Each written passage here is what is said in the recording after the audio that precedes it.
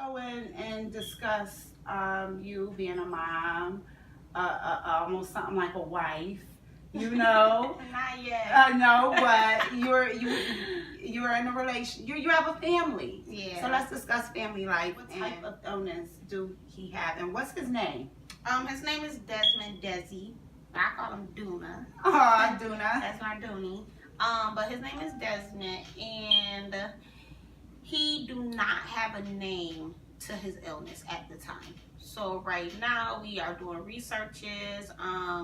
We did blood work between me and his dad, genetic testing, and all types of stuff, and nothing came back of why this is happening. But when they do find out a name, he gets to make.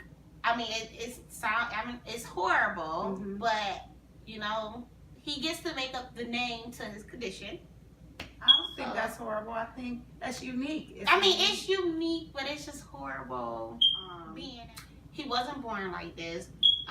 Throughout the months of my pregnancy, I was high risk, but I was high risk because I had preeclampsia with my first son. That's the only reason. What's preeclampsia? It's basically like you get swollen and you can have. I had a seizure with my first son, Wow. but I didn't know I had it. It affects the mother more than it affects the child. Like it can kill the mother. Right. So they will watch you your whole pregnancy, and it needs to be they will take the baby before it get too serious. Wow. It was 8 pounds 4 ounces. I had him for a term, and I took him home for 2 weeks. And that Sunday, he was in my old friend. Her name is Keisha. He was in her hands, and she was feeding him, and he just started crying, and he wouldn't stop crying. So I'm like, well, maybe you could burp him. She tried to burp him. He wouldn't stop crying. She tried to feed him again. He wouldn't stop crying. I ended up taking him, and I ended up rocking him to sleep. And as I was rocking him to sleep, I noticed that he was breathing really hard. We actually was sitting at the table, and at the time his face had turned, how can I say, like a grayish purple color. And we both looked at each other, and then like when I looked back at him, it was like going back. So like at the time I didn't know what it was, blizzard outside, and I just wrapped my baby up and I rushed him to the hospital, and he was crying on our way there, but it went from a baby cry to and I'm driving, like rushing, like running lights in this blizzard, and I got out the car, ran an emergency, and by the time I got in there, my baby oxygen was at 33. So he could not be on life support at that time, on like a ventilator and stuff. So they put him on the last life support that there was, which is called the ECMO. You don't hear too much about it, but it's basically, it looked like a dialysis machine, but it's basically running cleaning out his blood and running it back in his body. And he was on that for 19 days. To even get my son to St. Louis, we had to like, the whole family like rushed in, like, okay, let's get these books, let's get these computers, let's do what we gotta do. We had to read a stack like that big within a night and do a full-blown interview. We had to let them know criminal records.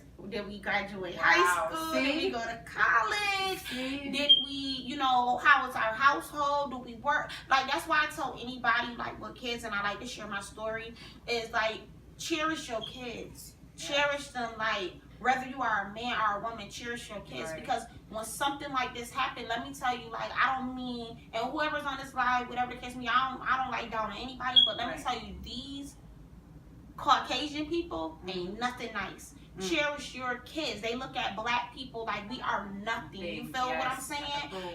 So if they don't see a family, you ain't going nowhere. They would literally tell you your child is dying, and that's the end of that. If they feel like they can't save your child, because I was told that my son was dying 3 days in a row. Oh, he's not gonna make it. He's not gonna make it, to the point where I'm like, well, get me the fuck out of Strong Hospital. Oh, it's nothing that we can do. We can't say the lung. Oh, it's transplant. So we can get a transplant. Get me out of this hospital. So where my whole family came up there once again with computers, books, and we searched for hospitals. And once they seen all that and seen that me and his dad, like, we stuck together like glue, that's when they was like, okay. Everybody know I make dinners. Okay. I make dinners, and I'm gonna do my cheesecake smoothie soon. Okay. Girl, them things is good as shit. So make sure you tag me when you do them. I'll tag you. Because I'll order them. I have my customers order I do them. my cheesecake. Them things is dope. Okay. But the only thing I want to say is love and cherish your kids. That's my main goal about any interviews I do when I talk about his story. I tell anybody, just love and cherish your kids. And if you beefing with your kid's mother or you beefing with your kid's father, like, get it together for them kids, because anything can happen like within a blink of an eye, and you don't want that on your heart knowing like you wasn't around as much or whatever the case may be, because what you had going on between each other. Love them kids. That's just black love. Let's